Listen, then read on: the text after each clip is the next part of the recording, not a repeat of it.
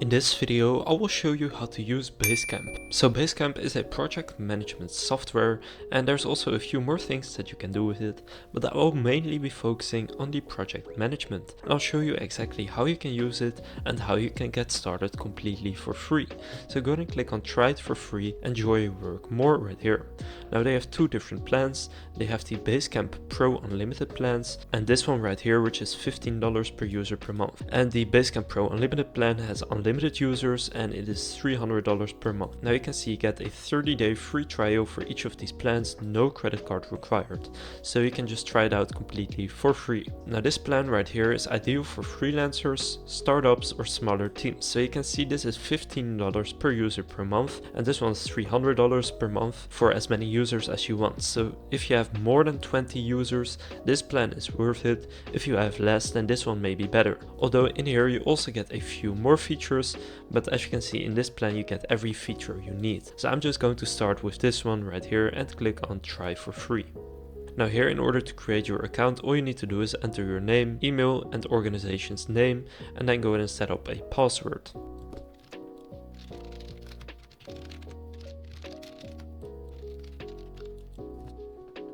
So that's all you need to do to create your account. Now here, simply click on OK, let's see my account. And now you will be taken to your dashboard right here. Now in Basecamp there's a bunch of different things you can do. But what we are going to do first is invite our team. To do this, click on invite people right here. And in order to invite them, first enter who you're inviting. So someone who works at your company, an outside collaborator, partner, contractor, guest, etc. Or a client you are doing work for. I will say an employee. Next, enter their name, email and job title if you want, and then click email invitation now and go ahead and invite them per email. Now you will need to pay $15 per user that you invite if you choose this plan that I also picked. So then after you invite your team, click on make a new project right here. Now you can start with the basics. So first, name this project. Now an example here is office renovation. I will say marketing. Now you want to add a description. This is optional. Now here you can pick the tools that you want inside of this project. So they have a message board, to-dos, so a to-do list, documents and files, a chat section, a schedule and a card table. So a card table is a visual Kanban-like tool for process-oriented work. Now set to standard, this is turned off and the rest is turned on, and I'll keep it like that. Now here choose who's on the project, so that's why you first had to invite your team members so that you can pick those right here, and then click create this project. Now here you will see all of the sections that you added in. So you have your message board, to-do list, documents and files, chat and schedule. Now first let's take a look at each of these sections. So in the message board you can post announcements, pitch ideas and gather feedback while keeping discussions organized and on topic. So here you can click new message, and now here you want to enter a title for your message and just go ahead and enter the message right here. And now you can also pick a category for your message, so announcement for your information, heartbeat, pitch, question, or you can edit these categories and add your own ones. So then you will see all of your team members' messages right here in one simple place, and you can just discuss ideas. Now here in the to-do list, you want to add to-dos for your team members. So when you click new list, you want to name this list. So for example, my project is marketing. So one thing you need to do is create the copy. So I'll just name this one copy. Now we can also use a to-do list template. So if you don't have any yet, you can create that right here. I'm just going to create it right now myself. Now here you want to add extra details or attach a file. So then after you've done that, you can click add this list, and then here you can describe this to do. So for example, create a copy. So then you can assign this to a person. So once you've invited your team members and you've for example got someone called Bob, they will show up right here and you can assign this task to them. Then when done, notify and then type the names to notify. So you can type yourself for example. So I'll click myself right here and then select a due date, or if there is none, you can select no due date, or you can choose runs for multiple days. I will select it needs to be done in 2 days right here. Now you can select if this is a task that needs to be repeated. So for example, if you need to create a new copy every week, then I'll select every week right here, forever or until a specific date, and I'll click add this to do. So now this person will see that they need to create a copy before Friday, March 29th. So now you can just add as many to-dos as you want, and that's pretty simple and useful. Now right here, once you add something, you can also see it from the dashboard right here, and you can see it under the project activity. So this makes it very easy for your employees to see what's going on.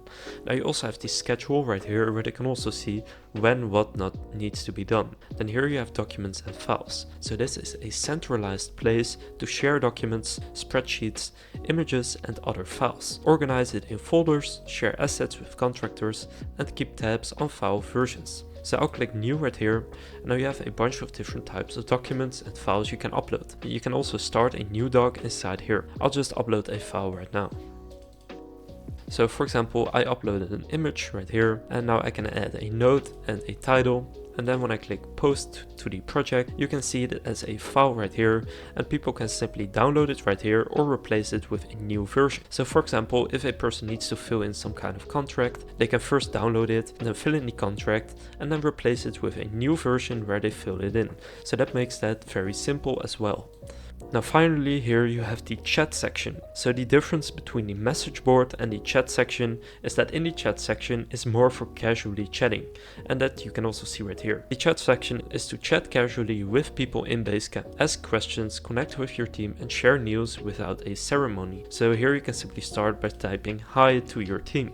So I'll type hi, and now everyone in my team will say that I said hi. So this is for more casual chatting, and the messages right here is for some more important stuff, so such as announcements, pitch ideas and to gather feedback. Now here again under the project activity you will see that I have added in this file, and under the chat you will see that I said hi. So this really streamlines the communications, and this makes your project management 10 times easier than if you're communicating on Slack, sending files through email, signing contracts via PandaDoc and using a bunch of different tools. So Basecamp is very useful.